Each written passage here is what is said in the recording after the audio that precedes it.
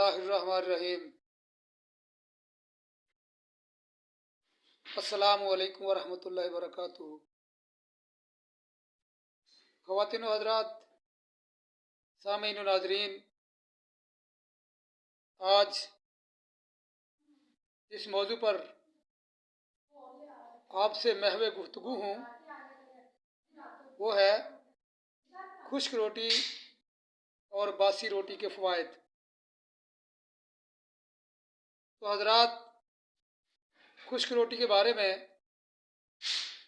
حکماء و طباء نے تجزیہ کیا ہے کہ بھرپور غذا 100% غذائیت سے بھرپور ہوتی ہے،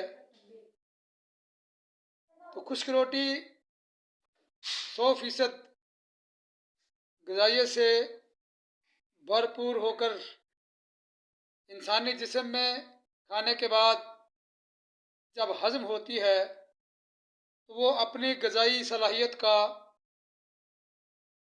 75%، 75% حصہ انسانی جسم کو دے کر 25%، 25% حصہ خرچ کر کے ہضم ہو جاتی ہے اور انسانی صحت کے لیے بہترین غذا کا ذریعہ ثابت ہوتی ہے۔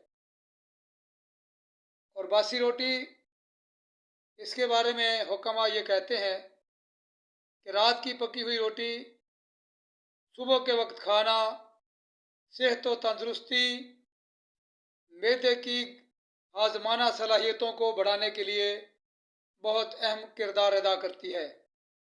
لہذا رات کی پکی ہوئی خشک روٹی صبح کھانے میں کوئی آر محسوس نہیں کرنی چاہیے اور خوش دلی کے ساتھ رات کی پکی ہوئی باسی روٹی صبح کھا لینا چاہیے۔ اور خشک روٹی کے مقابلے میں ہماری پنجابی زبان کے اندر ایک لفظ پراٹھا، جسے گھی والی روٹی کہا جاتا ہے، استعمال ہوتا ہے۔